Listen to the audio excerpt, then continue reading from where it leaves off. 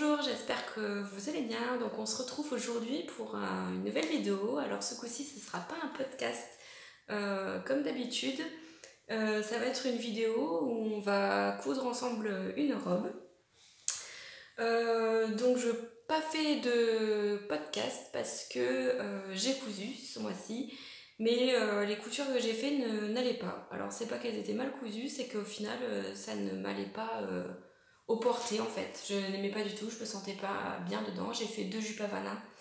Donc au final j'ai pas vraiment de contenu à vous présenter. Le tricot avance mais bon voilà. Et je me suis dit que ça pouvait être sympa de tourner une autre type de vidéo. Et où on pourrait coudre ensemble une robe.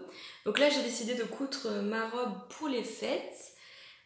Donc initialement ce que j'avais en tête c'était de mixer 2 patrons. Je voulais avoir le haut du top Agnès puisque donc vous savez que j'adore le top Agnès, je m'en suis cousu vraiment beaucoup. Et en bas je voulais avoir le bas de la robe réglisse de Girendo puisque je l'ai cousu au mois de septembre-octobre, je sais plus, et c'est vrai que j'aime beaucoup cette jupe, c'est une jupe de mes cercles et ça rend vraiment bien. Et finalement, je me suis rendu compte qu'il existait un patron qui ressemblait plus ou moins à ce que je voulais et que j'avais en stock. Donc c'est le patron de la robe Mia de l'usine à Mule, donc que je souhaiterais faire dans cette version là, donc c'est à dire qu'en haut c'est un haut type le top Agnès, donc un haut en jersey assez près du corps, et en bas une jupe. Alors je sais pas si je la trouve assez évasée ou pas, je verrai si je fais des modifications ou pas, on verra bien. Donc l'idée c'était de faire cette robe et en manche courte. En manche courte, pourquoi? Parce que je voulais absolument un tissu à paillettes. Et le seul tissu à paillettes que j'ai trouvé et qui était extensible donc, et qui me plaisait, c'est ce tissu. Donc voilà, c'est un tissu, je sais pas si vous allez bien voir, c'est très pailleté. Hein. En vrai, ça paraît plus discret qu'à la caméra, ça fait plus comme ça en vrai. Donc c'est un genre de velours ras à paillettes que j'aime beaucoup, mais le problème c'est que c'est du polyester et donc on peut voir sur la face intérieure et donc j'ai peur que ça fasse transpirer à fond, donc je fais manche courte. Voilà, donc le tissu est là, le patron est là, donc j'ai imprimé, moi j'aime bien imprimer les explications, donc j'ai imprimé les explications et le patron est imprimé aussi en taille réelle. Donc là c'est parti, je vous propose qu'on coud ensemble cette robe. Donc là je vais commencer par découper et scotcher les feuilles. Je vais vous filmer ça en accéléré et on se retrouve après. C'est parti!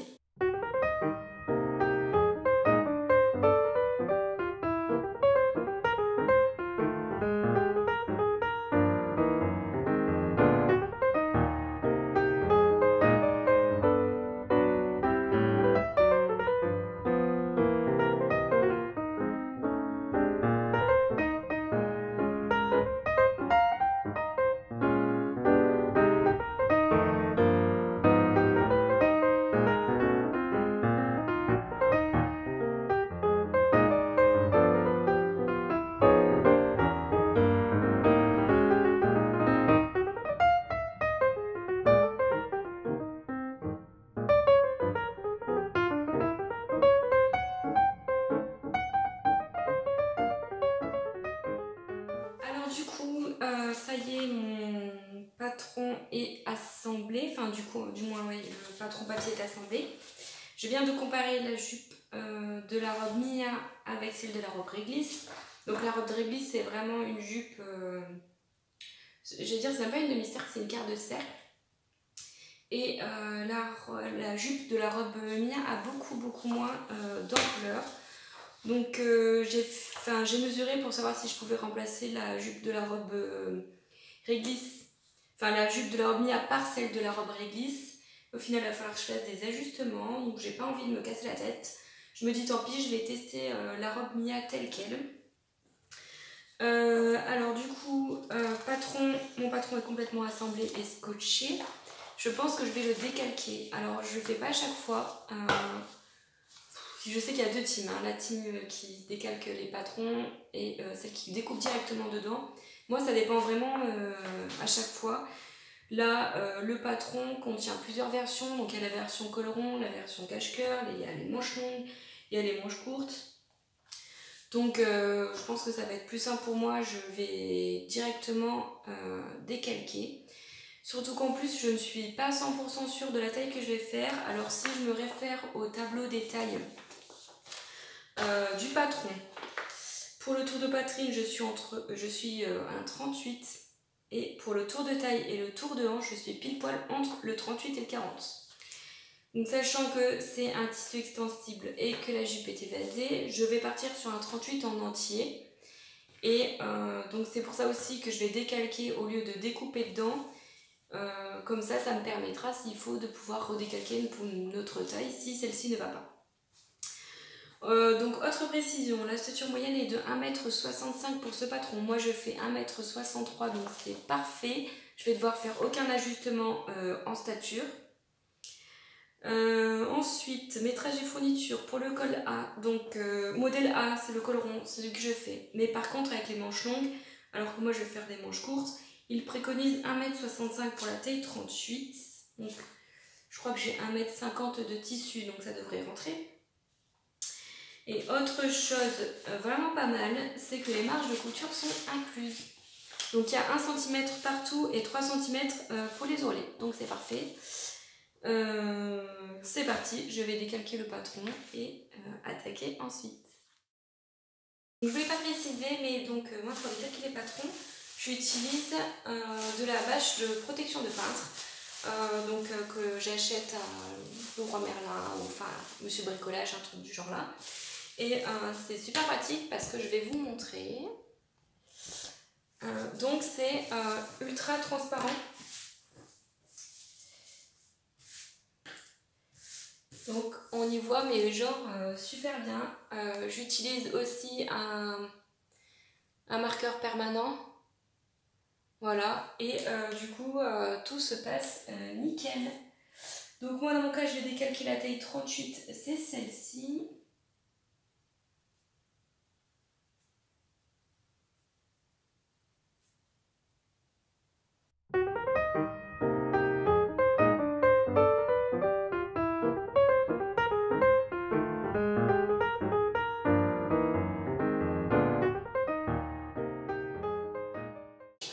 Donc voilà, mon patron est tout prêt. Donc il faut toujours penser à noter sur les patrons la marque, le vêtement, quelle partie du vêtement est-ce, en combien de fois il faut le couper. Toujours mettre le droit fil. Bon là c'était un peu superflu puisqu'on le coupe la pièce au pli. Même si j'ai pas besoin de le faire d'ajustement de hauteur, j'ai mis la ligne allongée au raccourci, on sait jamais pour la prochaine fois. Enfin je sais pas, même si la stature est a priori conforme à la mienne, j'aime autant le marquer plutôt que de devoir revenir sur le patron si jamais finalement je dois faire des ajustements. Donc là c'est parti, je vais décalquer tout le reste.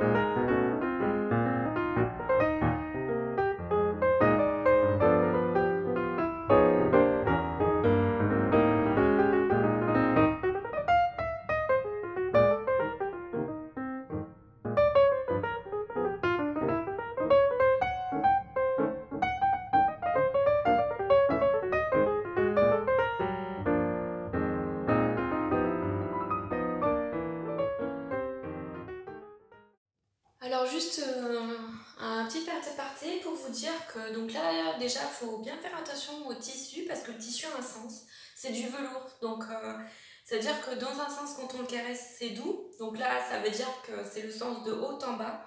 Et l'autre sens, on sent bien que quand on passe la main dans l'autre sens, je sais pas si vous allez voir là, en fait, on voit que ça rebrousse-poil, quoi. C'est pas doux du tout. Donc il faut bien faire attention au sens. Et moi, donc le sens de mon tissu est comme ça. C'est pour ça que j'ai mis le dos qui va vers là-bas. Et autre petite astuce, là c'est pas obligatoire pour ce tissu-là, mais souvent en fait, pour les pièces qui sont en pli, je mets des petites pinces comme ça. Voilà, pour éviter d'abîmer les tissus qui sont en pli. Donc voilà, là c'est parti pour la découpe.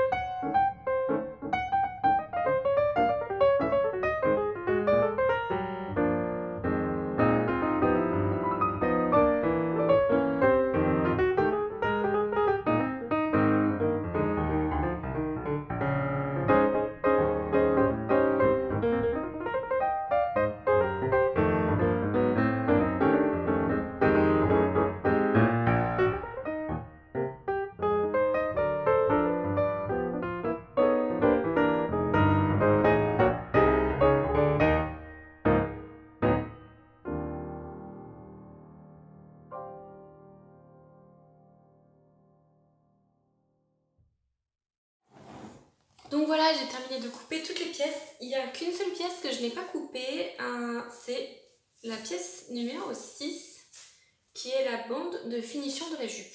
Donc je ne l'ai pas faite parce que j'avais déjà en tête de faire un ourlet,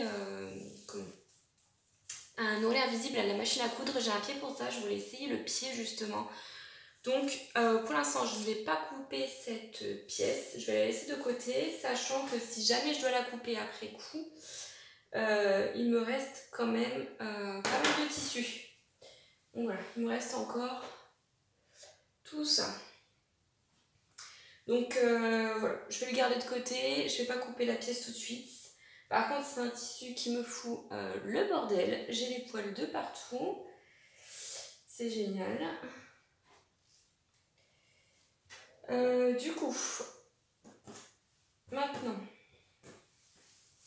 je vais passer aux essais, c'est-à-dire que une fois que j'ai coupé les pièces de mon tissu, ce que je fais tout le temps, c'est faire des essais de points avec la machine à coudre et la surjeteuse, puisque là, je vais principalement coudre cette robe à la surjeteuse. Il n'y aura que les ourlets qui seront faits à la machine à coudre. Pour les ourlets des manches, je vais faire ça à l'aiguille double. Et pour le bas, je vais faire ça au point visible.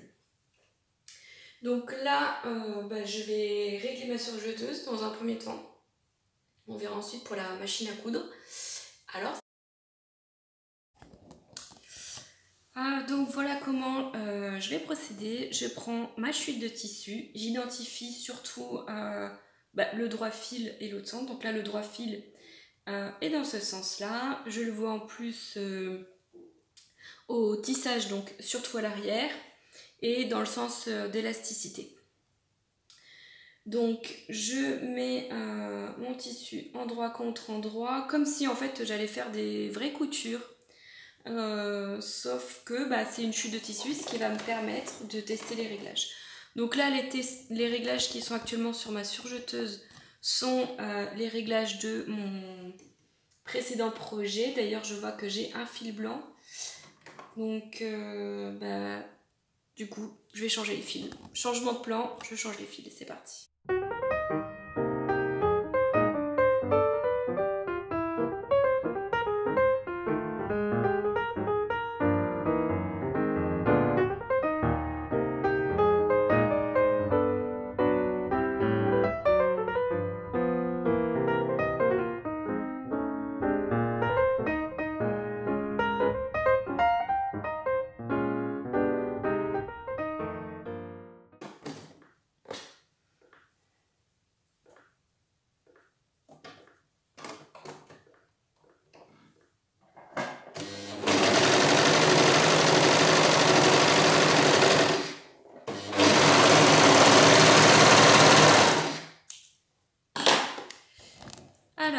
que je regarde pour savoir si mon surjet est bon, c'est que déjà il faut...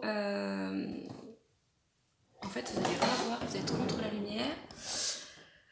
Donc il faut que le fil du côté soit bien sur le côté. Donc là, c'est mon cas. Il ne faut pas que les points soient trop lâches. Et quand on retourne, il ne faut pas voir le fil. Donc là, ce qui est mon cas aussi. Du coup, je trouve que c'est pas mal. Et on va partir avec ces réglages-là. Donc c'est parti, je vais reprendre le mode d'emploi.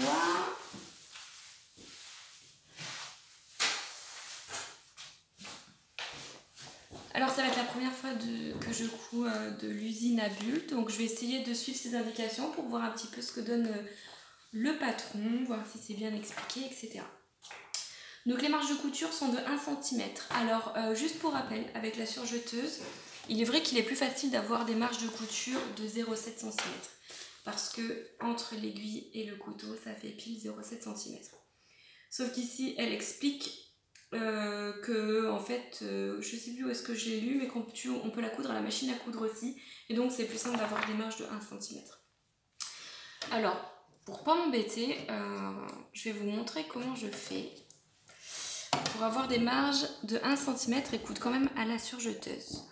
Donc là, je ne sais pas si vous allez voir.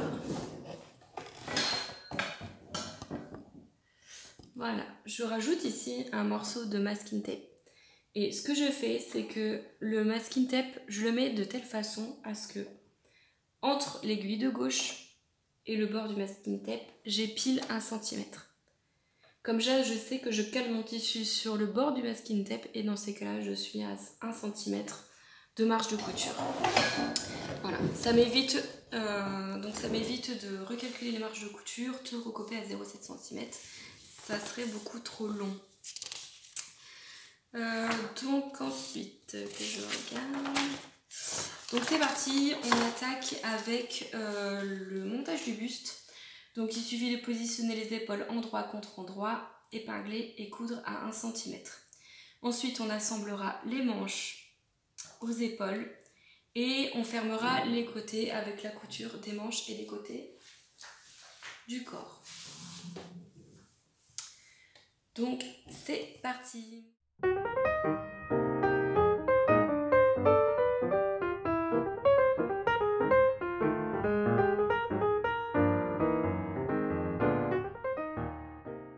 Alors petit changement de programme avant de coudre les manches, je vais d'abord coudre l'encolure parce que j'ai l'habitude de faire comme ça, donc c'est fléchi hein. Donc je vais faire comme ça.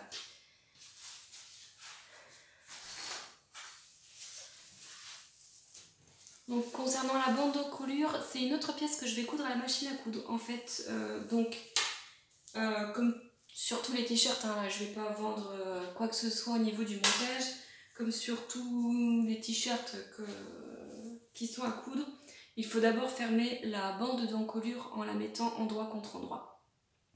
Et cette couture-là, je vais la faire à la machine à coudre, comme ça me permettra ensuite d'ouvrir la couture au fer et de réduire les épaisseurs. Donc c'est parti!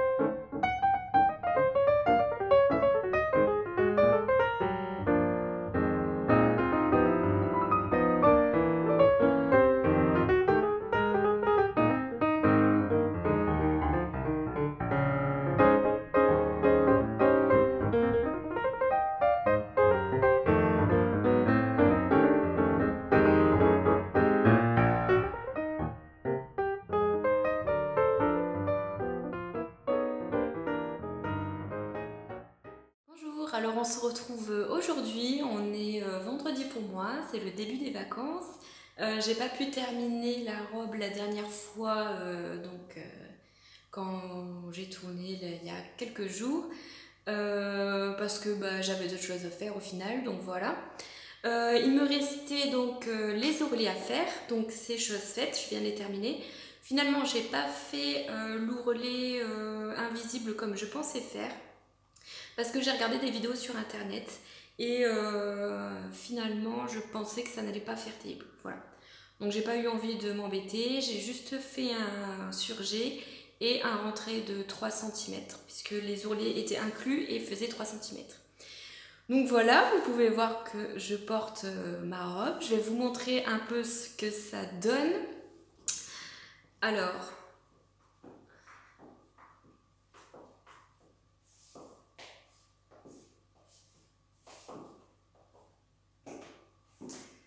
donc voilà, j'ai fait des ourlets à l'aiguille simple, j'ai fait un point zigzag et ça va très bien, enfin ça me serre pas du tout les bras, je suis à l'aise.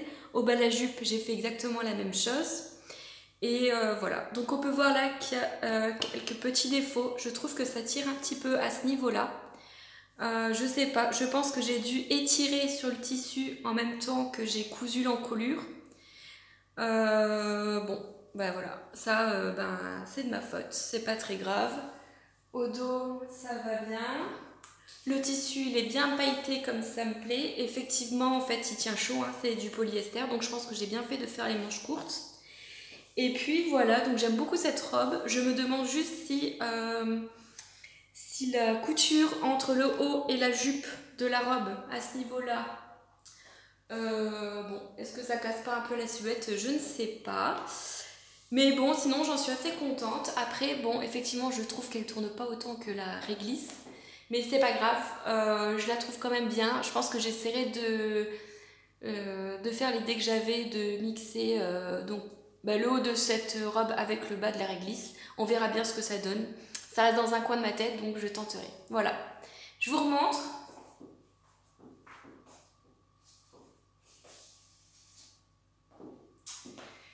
Et voilà, donc je vous souhaite de bonnes fêtes, de passer un bon réveillon de Noël, un bon nouvel an, de bien profiter de la famille et des amis en cette année un peu particulière. Et de mon côté, je vous donne rendez-vous donc début février.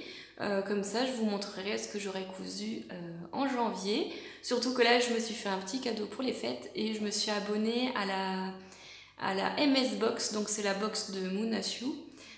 Donc je l'attends avec impatience, on verra ce que ça va donner. Ça fait un moment que je lorgnais dessus et là j'ai eu envie et puis voilà, je me suis abonnée, donc on verra ce que ça donne et on se retrouve début février. À bientôt!